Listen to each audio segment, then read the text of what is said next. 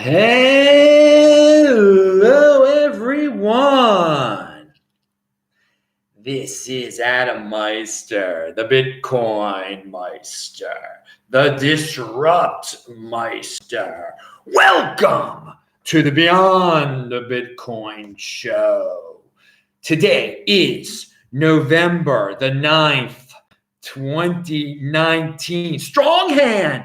Unconfiscatable. Bitcoin is the next Bitcoin. Personal responsibility is the new counterculture. The furrow of gratification. Conviction. Golden age. Relentless. Strive for greatness, guys. Ambition. We're going to talk about all of this today.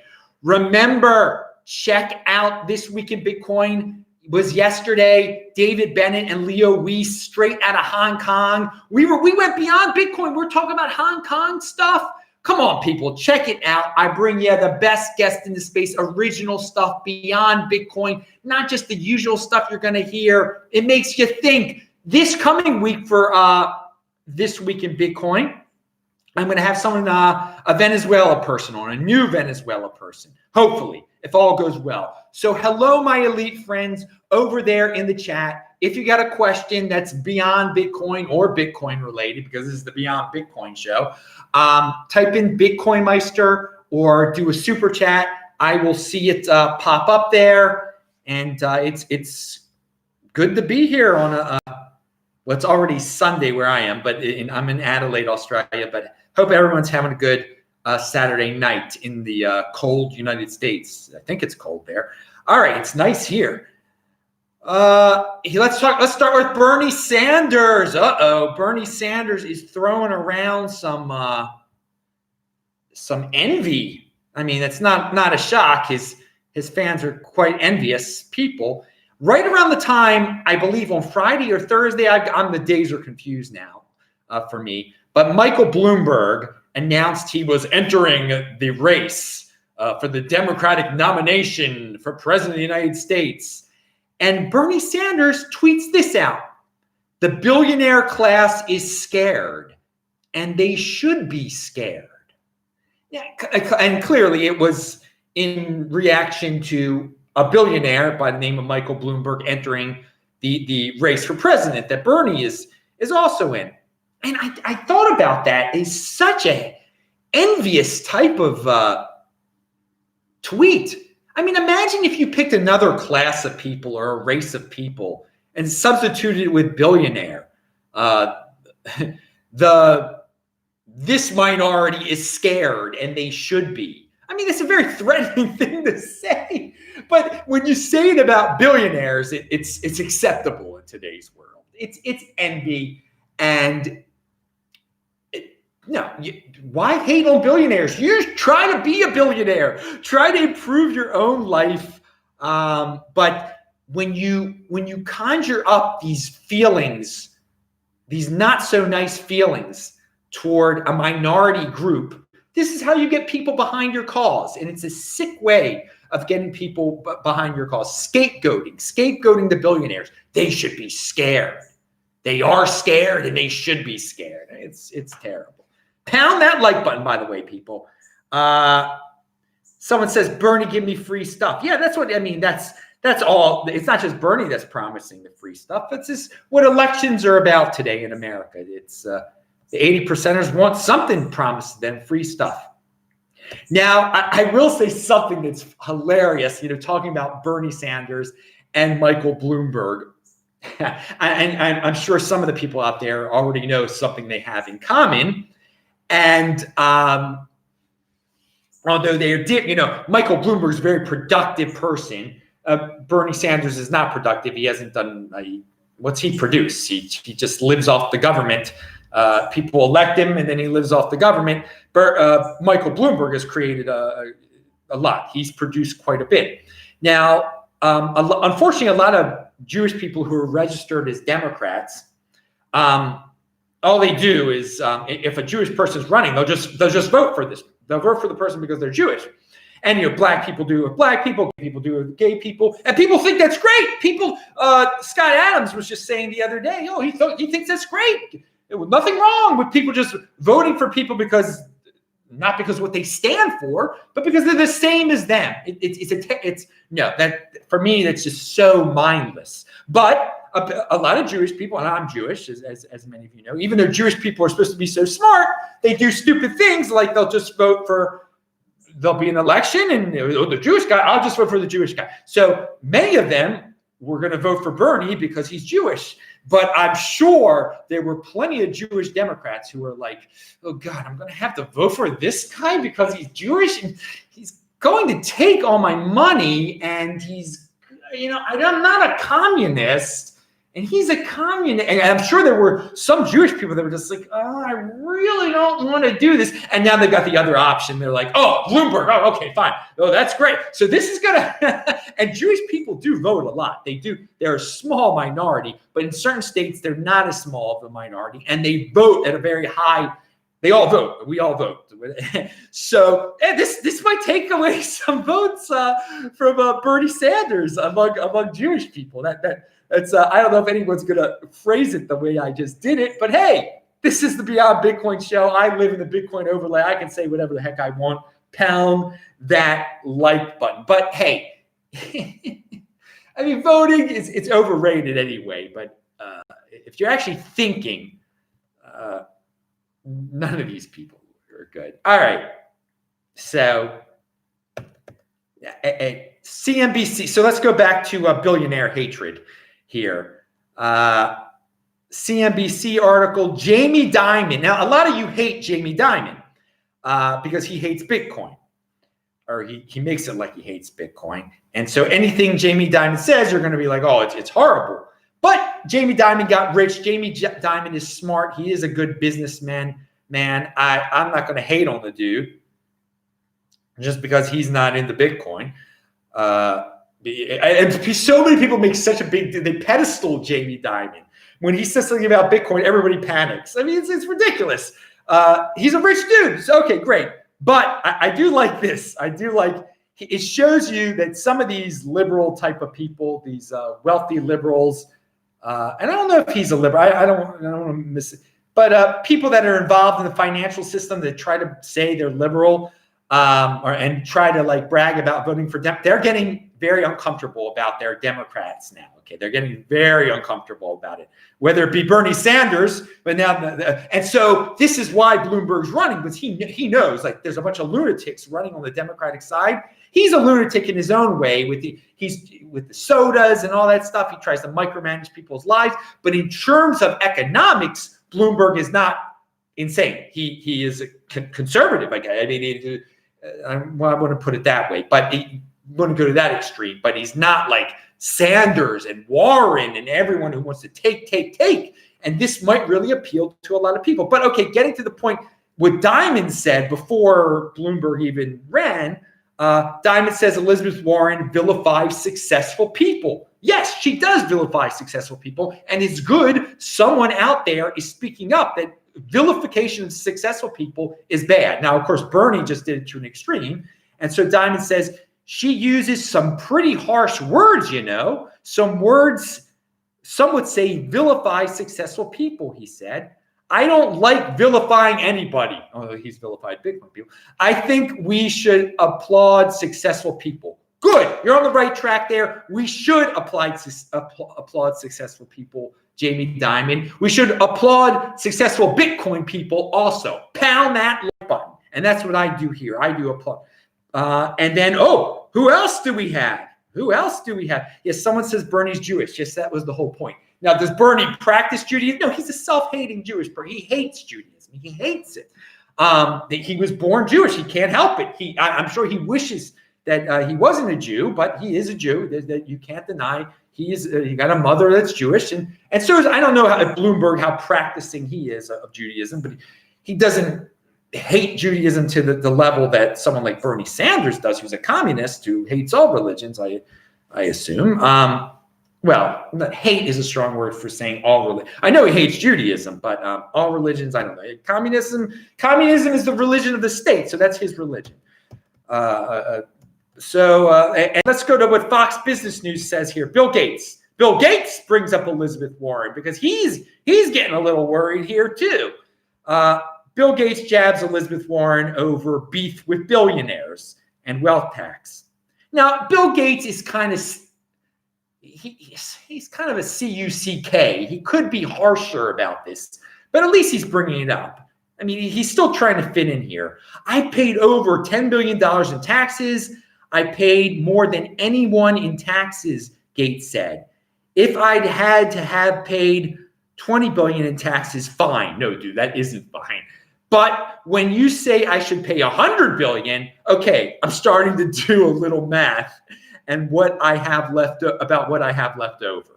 So, saying that he'd be cool with paying 20 billion, that's like a CUCK there. That's disgraceful.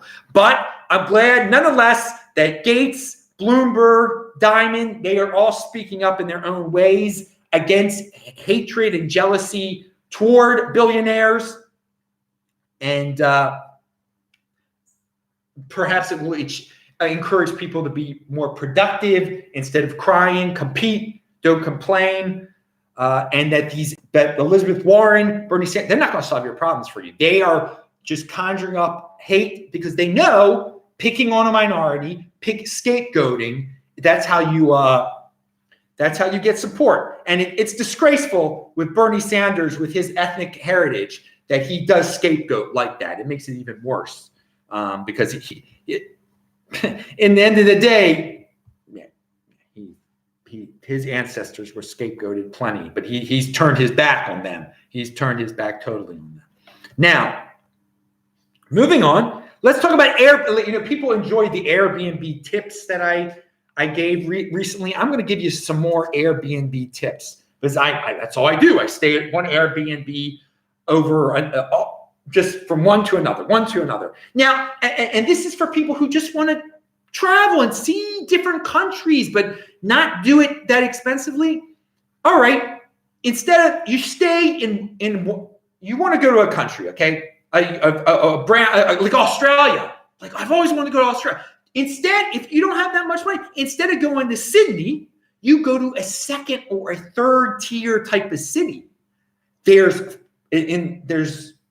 cheaper to stay the Airbnbs in third and second tier cities in major, awesome Western countries where you can live it up, baby, where you can live very comfortably and be very safe, much safer than the United States of America in terms of walking around a pretty big city. Like, let's talk about a second or third tier city in the United States. It's like Baltimore, because that's not too safe, but there are some safe ones. But you save going in these Airbnb second and third tier cities, and because there's less regulation, less taxes, and thus it's cheaper, less tourists, so they don't get as many people staying at their Airbnb, so they have to lower the prices. And this is kind of targeting some of the young people out there that I've advised. Just you're not going on vacation, you're living in a different city. So you want to live in a different city for 2 months, in a different country for 2 months. A great way to save money is picking a second or third tier city. Another tip is, this is not if you're spending 2 months in a city or 3 months in a place trying to live somewhere. You get discounts. Instead of staying 6 days, stay a week. There are weekly discounts all the time on Airbnb. Instead of staying 27 days, stay 28 days. That's a month. It's often cheaper to stay a month than stay 27 days. To stay an extra day, it's cheaper than staying 27 days. So always look for those monthly and weekly discounts when you're going using Airbnb. And in like LA, that is a major American city, all right? And I was talking about regulation. They have all these extra taxes when you're staying in Airbnb. So if you stay, instead of going to LA, you stay in Boise, it's an incredible amount of money saved because they don't have extra taxes. So I even wrote down something here. I stayed when I went to South Korea, I stayed at Busan, which is the second largest city in South Korea. It was awesome. And I traveled up to Seoul for one day, and that's another story. A great guy here who loves this channel, a great Bitcoiner, actually, who I met up with there. He arranged in Seoul. He arranged for me to go to Seoul and stay there for one night at a hotel. He's an awesome dude. He's watching right now. Pound that like button, dude. But Busan, I stayed there through Airbnb. That was cheaper than staying in Seoul. And it was actually warmer than Seoul, too, that time of year, December. I'm not a winter traveler usually. I don't go to cold places usually during winter. And Seoul is just better. I mean, Busan is better weather than Seoul in the winter, especially. Adelaide over Sydney. That's what I'm doing right now.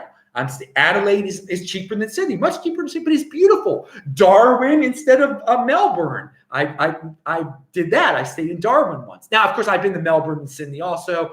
But I'm just saying for the newbies out there who want to save some money, Boise and Spokane and Tucson instead of Los Angeles, Seattle, and San Francisco. I love Boise, Spokane, and Tucson. They're all great. I'm going back to Tucson very soon. Pound that like button. And okay, so you get the point. Edmonton and Quebec City instead of Vancouver and Montreal. I've never been to Montreal, but I've been to Quebec City. I've been to Edmonton. I've also been to Vancouver, though. All right, pound that like button. So I went to synagogue yesterday, a very small synagogue here in Adelaide. There are not many Jewish people here at all, or at least ones that go to synagogue. By the way, people have questions. Again, you type in Bitcoin Meister. I see people writing all sorts of stuff in there. I can't read all sorts of stuff without you saying Bitcoin Meister or doing a super chat.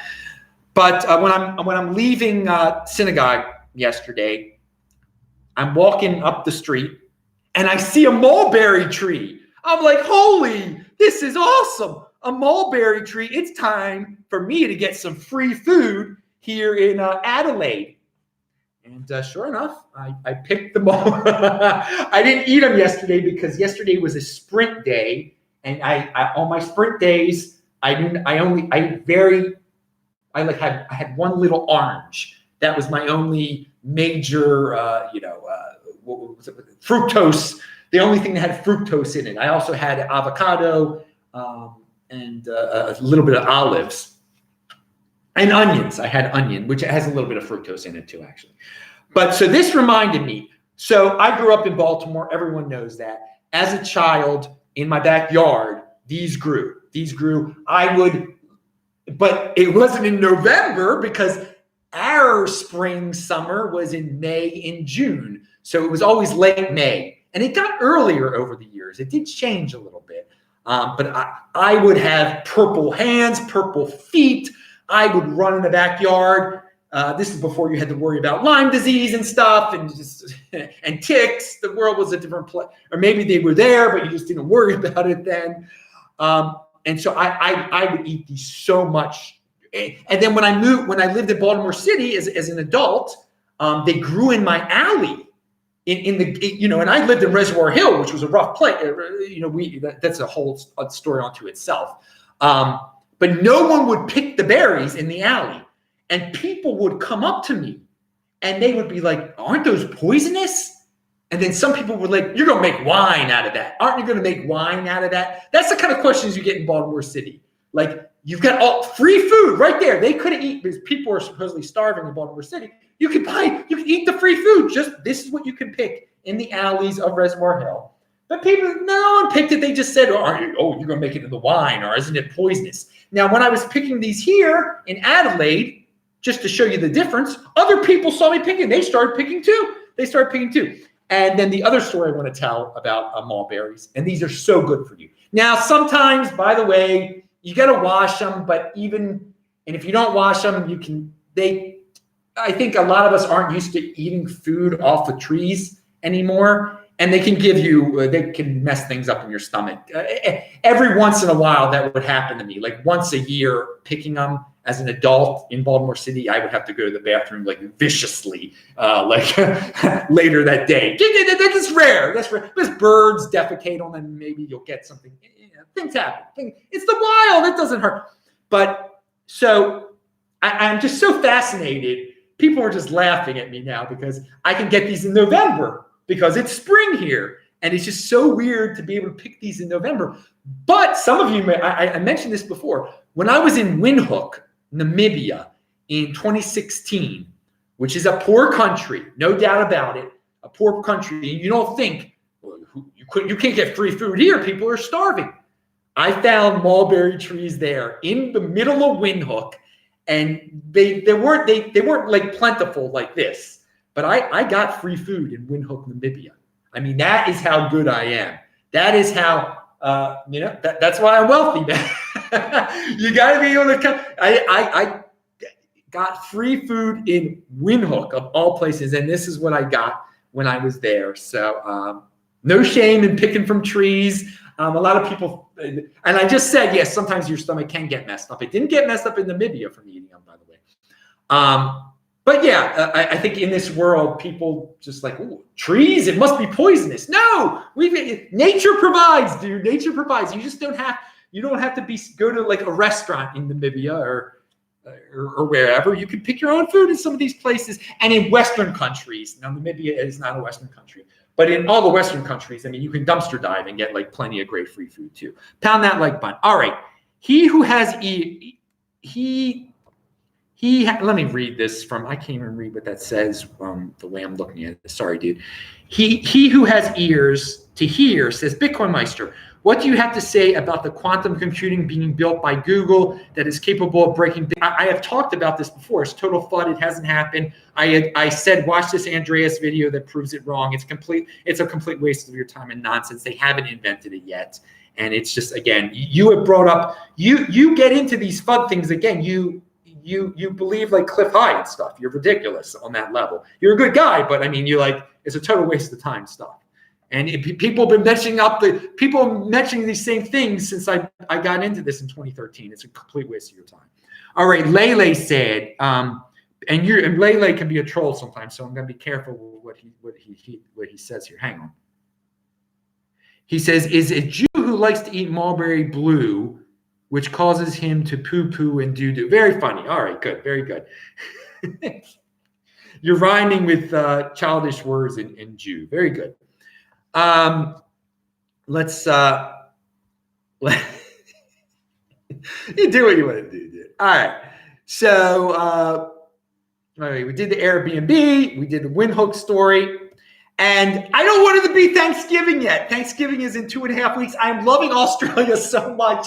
I don't want to go back to Baltimore. I want to see my family, but I love it here, man. This is great. I love Australia. So Australians, you've been great. By the way, today I met in person Bitcoin to the Moon. You've seen me wear his shirts before. He's got a Twitter. You've seen him tweet. I met him in person just a few hours ago. So he's a very great guy. Bitcoin to the Moon. Great to meet you today. And by the way, I have more show and tell here, guys. I'm gonna pound these down today. I can't wait because again, yesterday was a sprint day. I had like one little orange, so I love to have my fruit. I'm gonna give you a fruit tip, people. I'm gonna give you a health tip in a second here. Oh yeah, here it is. Eat an onion raw. I love to eat raw onions. Okay.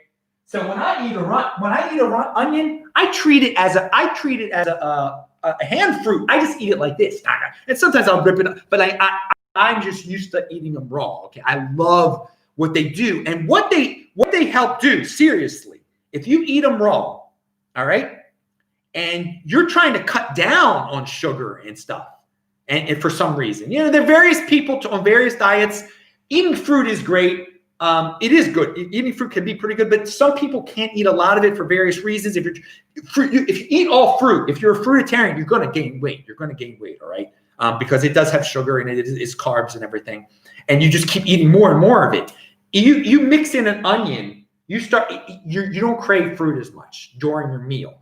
Also, it really makes for all you people that eat fat and protein and animals. I love chicken and other fish, but especially chicken.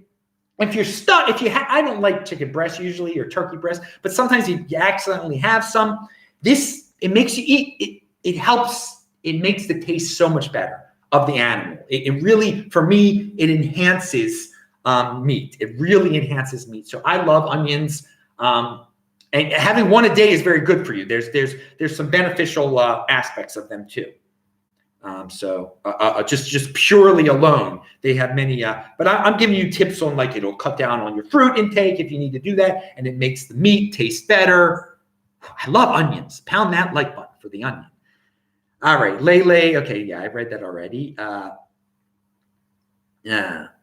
Now, I don't assume you believe everything that Cliff High says, but dude, you believe too much of what he says, because most of what he says is total BS, dude. I hope you don't watch every one of his shows now. Okay. It's really watching a minute of Cliff High, and I don't usually even say his name. I just call him BowieBot, is such a waste of your time. It's such a waste of anyone's time. Again, he said aliens were going to land in Israel in 2010, and everyone forgets that. But then they're like, oh, he got Bitcoin once, right a couple times. Up. He's a genius. Yeah. Again, everybody wants like this guru. Everyone wants a magical guru. There are no magical gurus. And if someone tries to make themselves up to be a magical guru, they're usually full of, you know what? They're full of the stuff that comes out of my backside when I eat poisonous versions of this. All right. Now, let's talk about egalitarianism versus inflation. Yaron Brook recommended this article called Egalitarianism and Inflation by Ayn Rand. So I tried to find it. I can't find it online. I want to read this article. He says it's a good thing she wrote in like 1974. I want to read it. And lo and behold, I find a video that a dude is reading it on. So I'm like, oh, I'll just play the 2x. I'll just get all this in there real quick. Now, I linked to this dude's 2 videos. This guy, I guess he has his own podcast, and then he puts it on YouTube sometimes. And I was the first person to watch both of these videos, and they've been up there for over a year. So, and this is quality stuff. I mean, people would rather, hear about they'd rather hear about Cliff High than read, have a true genius like Ayn Rand, have something learned from Ayn Rand. But I will say this now. This guy, I linked to the videos, and I found the articles were pretty good. But he says, in this article, Ayn Rand says that inflation is going to ruin the United States of America. Inflation is bringing, and she predicts doom. And he critiques her because he says that Ayn Rand says, man is positive, man can produce so much, we're on a positive track.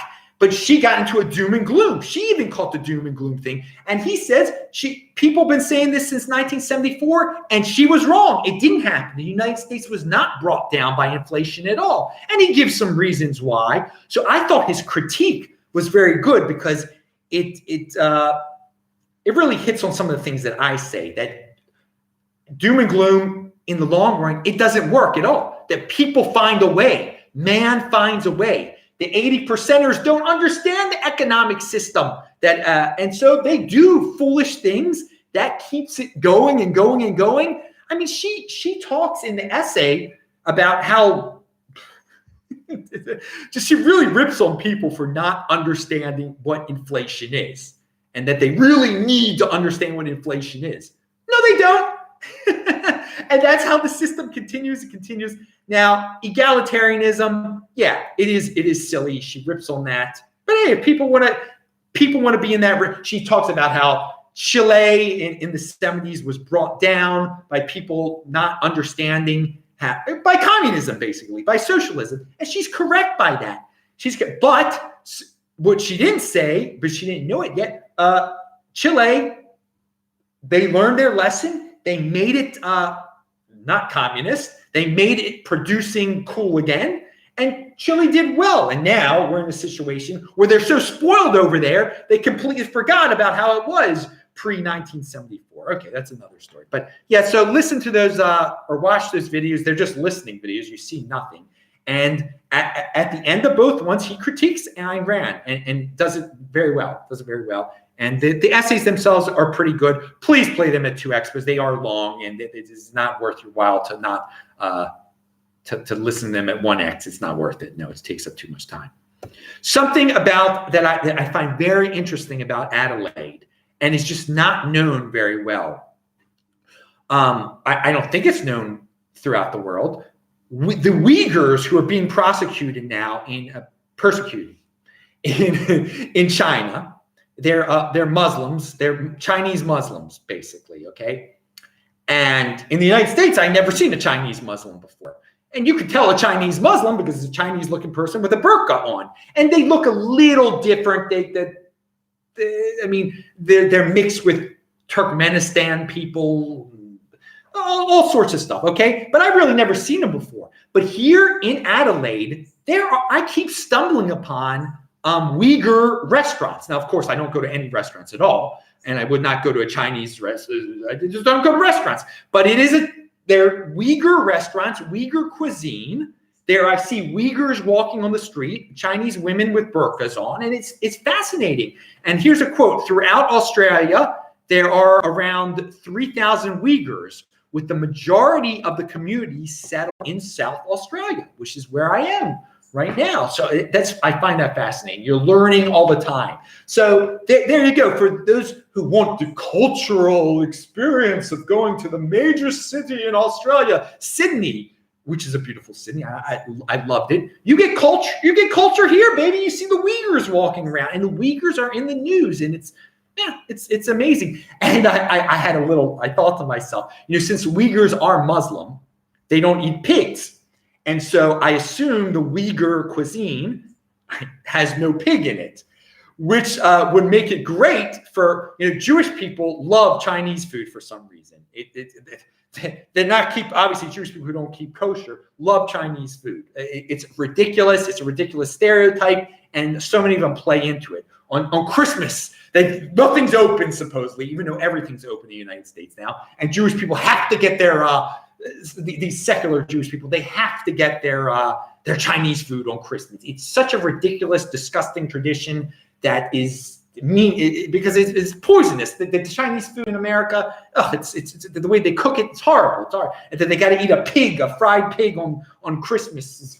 What are you doing, dude? Just work on Christmas. It's just a regular day. Why everything's open in Christmas in America. Basically, you're not starving. Okay, you can go to a restaurant. You can make yourself food. It's so Americans are so spoiled of all religions.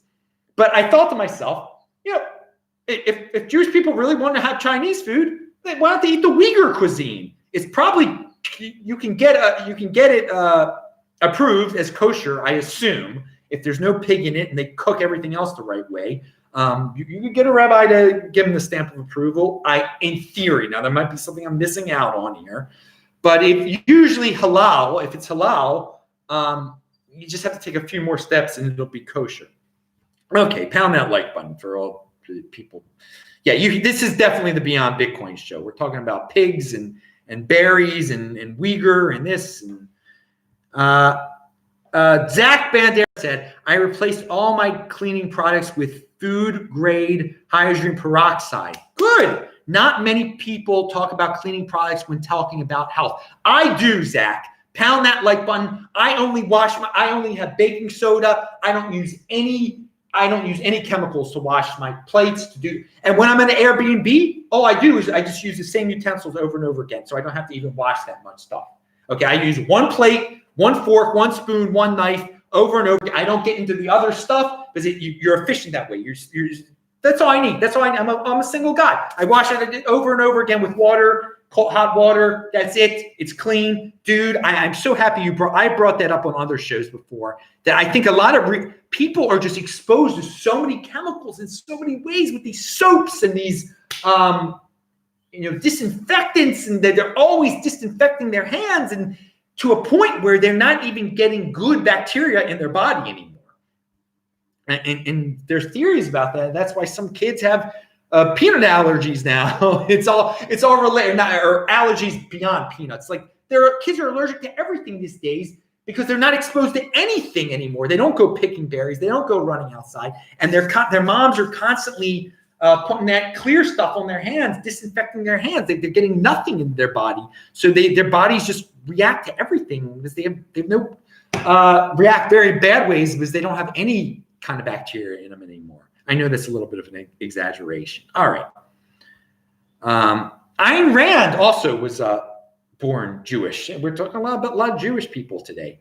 But she did not like religion at all. She did not like religion at all. But she did understand very well that Israel was in the right. There's no doubt about that. That you can watch some of the stuff she said. All right. Now, and she said it in quite a harsh way that Israel was right and the Arabs were quite wrong. Now, moving on. What else do we have here? Oh, blue pill and red pill. I forgot who said this. Some content producer pointed out that, it is a choice. It's a choice to take the blue pill too, okay? To stick with the easy way, the fitting in, because they fear a different. That's why you take the blue pill. You want to fit in. You don't want anything different. You love being comfortable, even if you're unhappy. So the blue pill is a choice. I do often say that collectivism is the default, and on a certain level it is, but you are making a choice. You are making a choice. You can see, at least there's certain people that know that there is a different way. There is a different way out there. There is a red pill out there. For those who know that the red pill exists, you are making a choice, sticking with that blue pill, sticking with I'm gonna have my McMansion. I'm going to, buy a SUV. I'm going to value my wealth in dollars. I'm going to go into debt. I got to stay in the best school district possible to buy, it is blue. So the video, which I now forgot whose it was, the blue pill is a choice. It is a choice. It's just a mind exercise to do out there. To think about it, how these 80%ers are thinking. And some 20%ers, plenty of 20%ers are blue pill type of people also, where they have to stick with the traditional way of life. They're producing. They're 20%ers in the sense they produce a lot. They're smart. They produce, but they got to fit in, and they are really presenting themselves in a non-thoughtful way. All right, unthoughtful, whatever.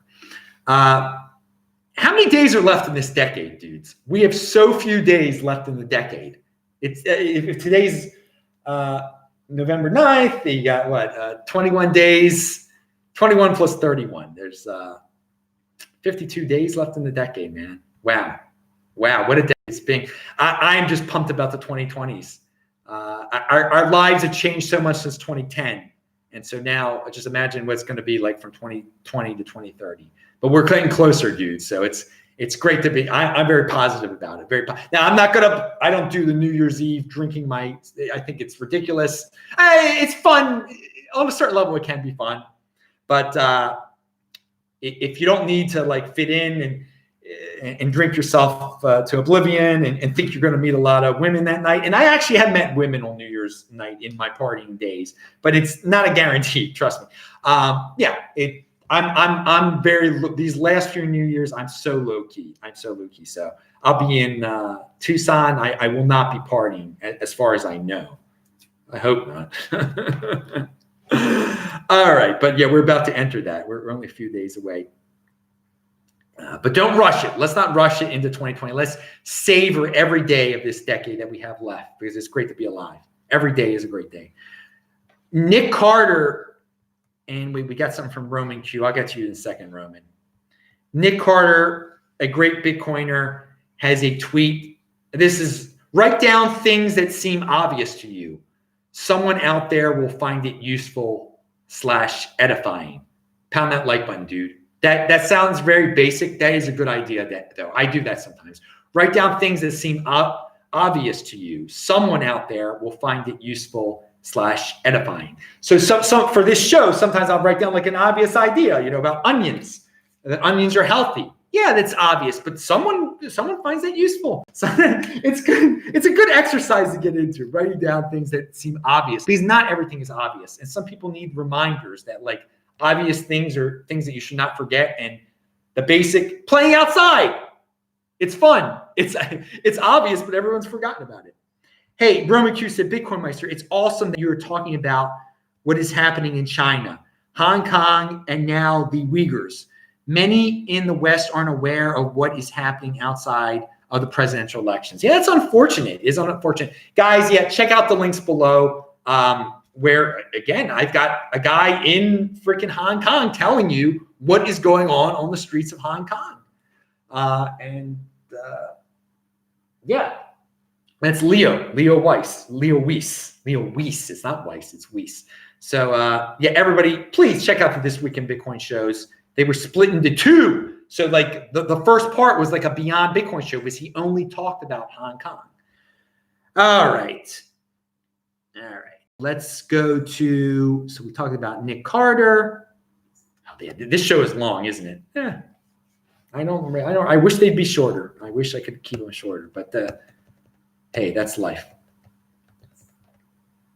Okay, so let's talk about this Kamala Harris idea. This is from Matt Walsh, who really, okay, I wouldn't phrase it the way he does, but okay. It won't get much attention, but Kamala Harris's plan to enact a 10-hour school day, 8 a.m. to 6 p.m., is both disturbing and revealing.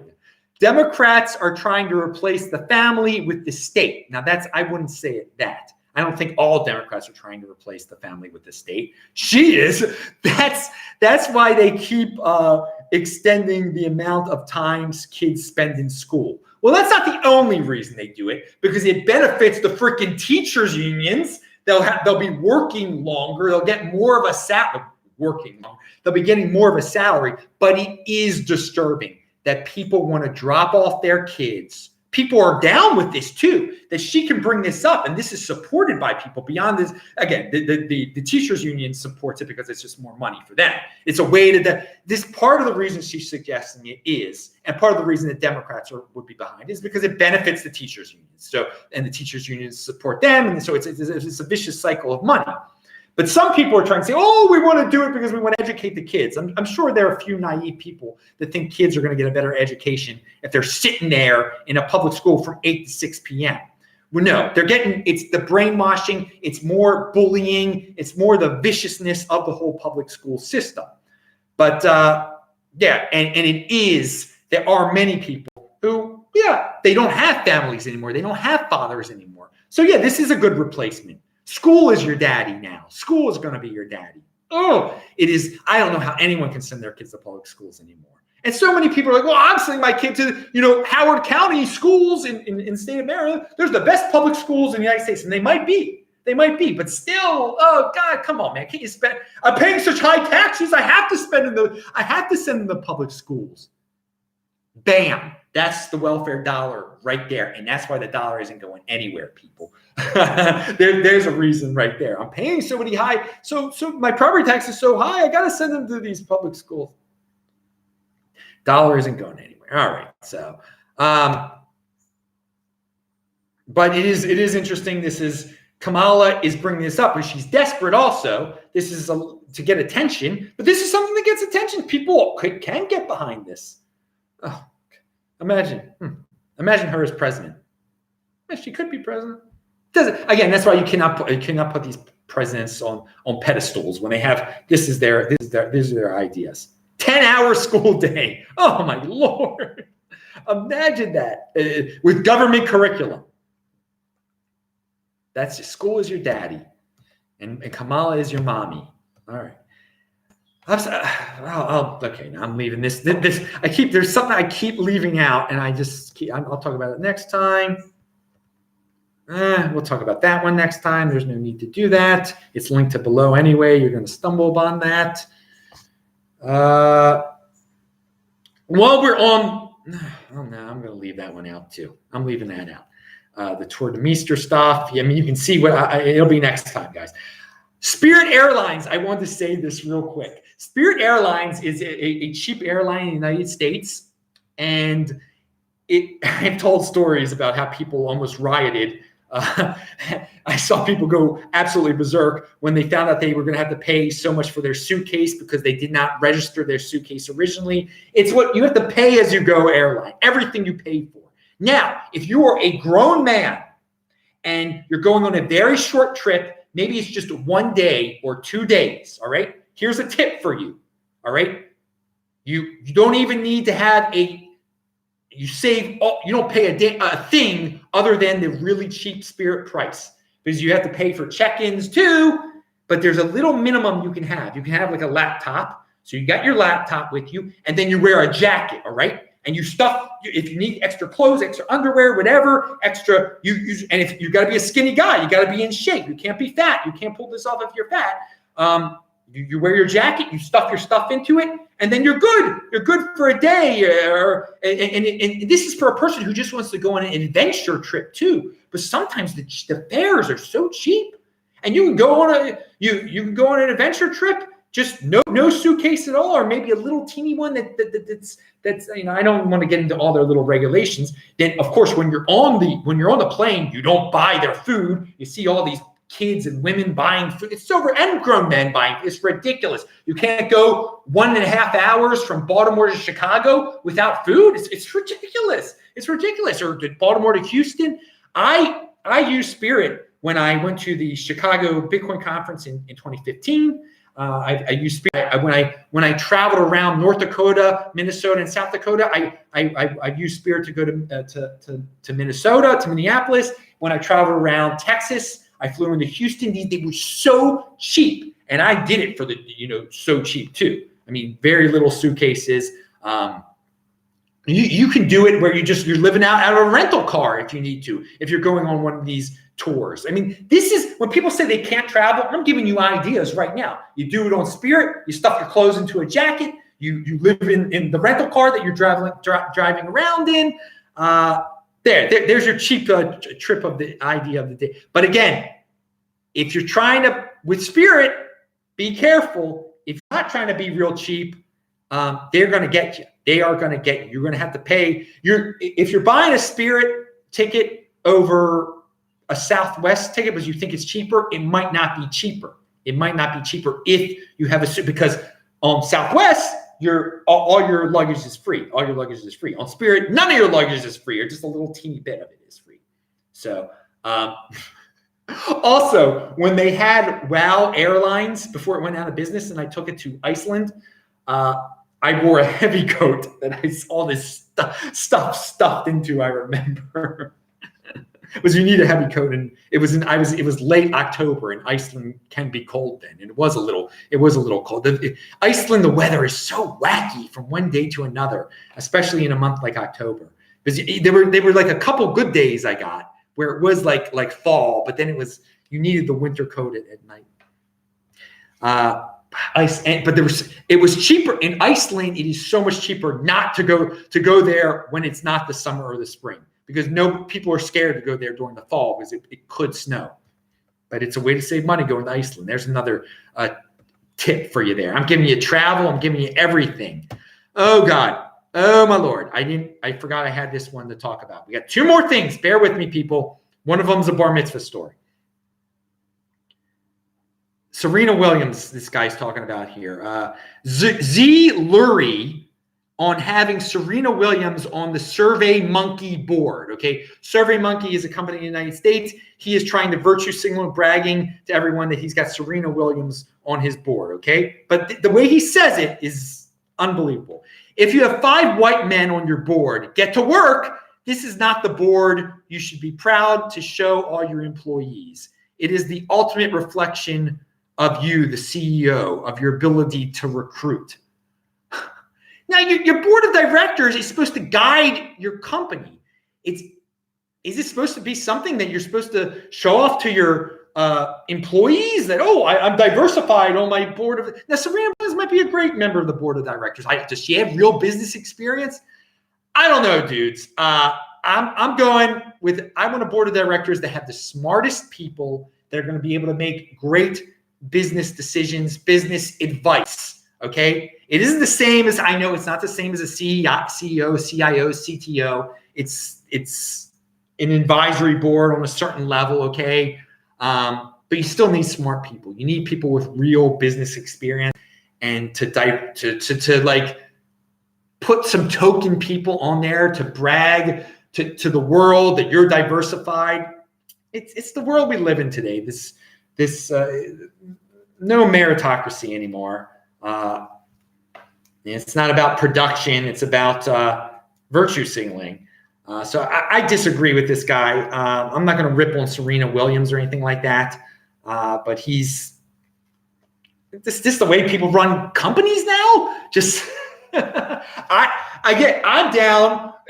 But people praise this, but then people rip on Jeff Bezos because his inner circle of geniuses is 100% white, and his company is a lot more successful than SurveyMonkey. Pound that like button. All right, Roman Q said, "Do you have any plans in 2020 to travel to a country that you haven't been to before?" I'm thinking about it, dude. I'm thinking about it.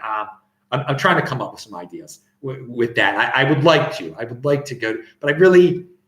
What was I thinking of the other day? I keep all these repeat countries keep on. Well, there's at Greece. I'd like to go to the second largest city in Greece called? I want to go there. Theosephalopoulos. I can't even pronounce it. Not Athens, but that one. Whatever it's called. Thessaloniki. I'm sorry if I'm butchering your name. I am butchering the name of that city, but I would like to go to Greece. I have not been to Greece before, but I don't want to go to Athens. I want to go to the second. I want to go to number 2. I'm all about going to the number 2 cities. I practice what I preach here. Zach Bandera said, "I don't book Spirit. If you have to be on time for an event, Frontier is better." Oh, Spirit always cancels my flight. Funny thing is, with my Frontier delayed me. It was a little bit over a year ago. Huge delay, St. Louis to Las Vegas, and but they did give me. They gave me what was it? They gave me a voucher. And I pulled up the Ultimate Meister. Instead of going to a restaurant in St. Louis's horrible airport, I got a bag of healthy almonds, and I did not eat them till the next day. It's deferral gratification. Because most people, when you get that voucher for food, they go to the horrible restaurants in these horrible places. But because most it's all poisonous when you're eating at airline. I mean, some of them look real nice, but I got pure, beautiful almonds, nothing on them. I ate them the next day when I was in traveling from Vegas to Los Angeles. And that's a story upon itself. But yeah, Spirit can be unreliable. But Frontier can be unreliable too, dude. And Frontier does not fly everywhere that Spirit does. You can have bad experiences with Spirit, though. I had a delay with them recently, I think. It's all getting bashed up in my mind. And Roman Q spelled it out there. Thessaloniki. I can't pronounce it. I'm so sorry, people. All right, let's end it with the Bar Mitzvah story. So on this very day, in my youth, let me make sure everyone can see this. Let me go to where I can see myself here. All right. So what is this? This is a tallis bag. In here is my tallis, and Jewish people, it's a prayer shawl.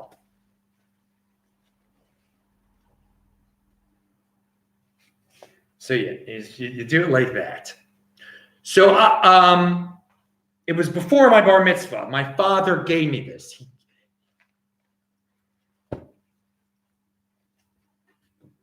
It was today. I knew it was on November the 9th.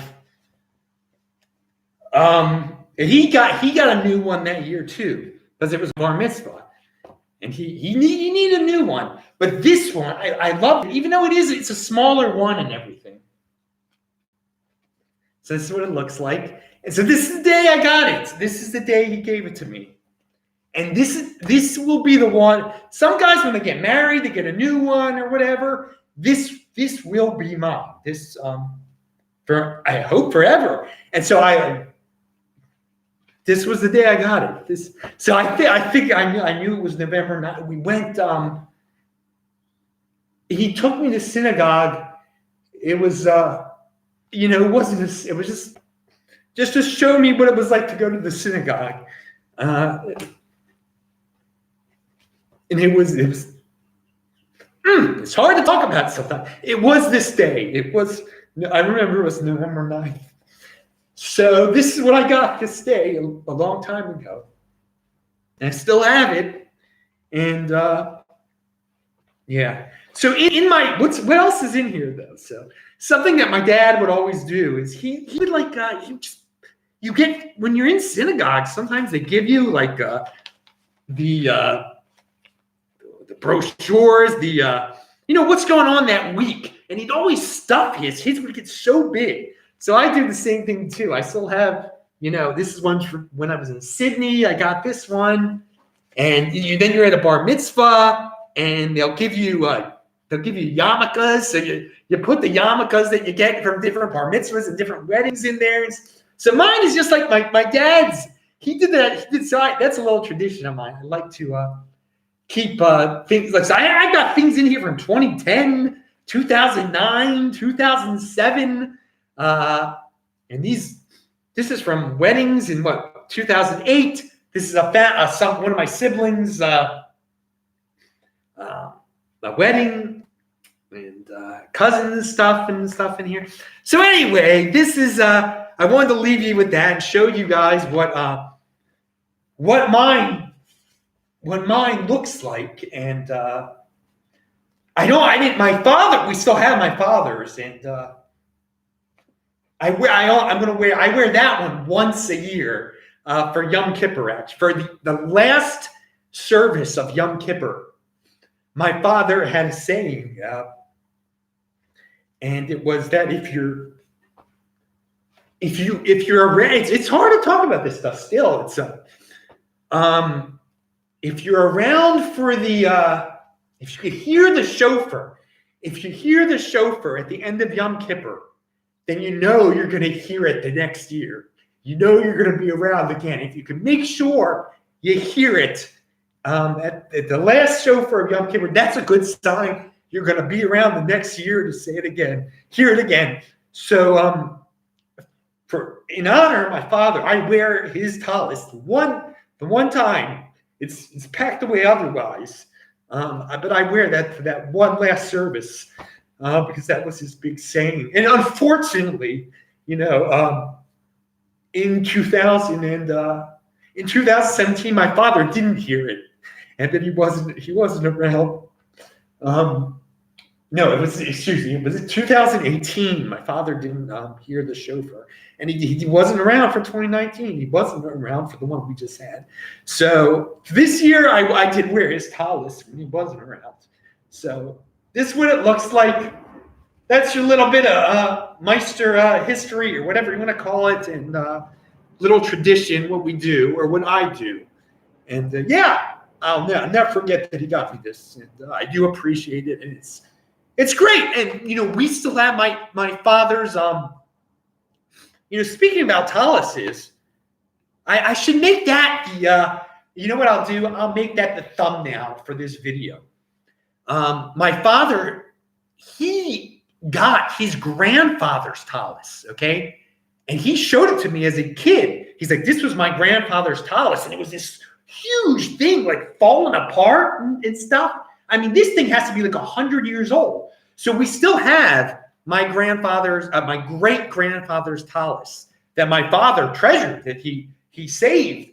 So I actually, when I was in Baltimore the last time, I put on this ancient talis. I got to get it fixed or something.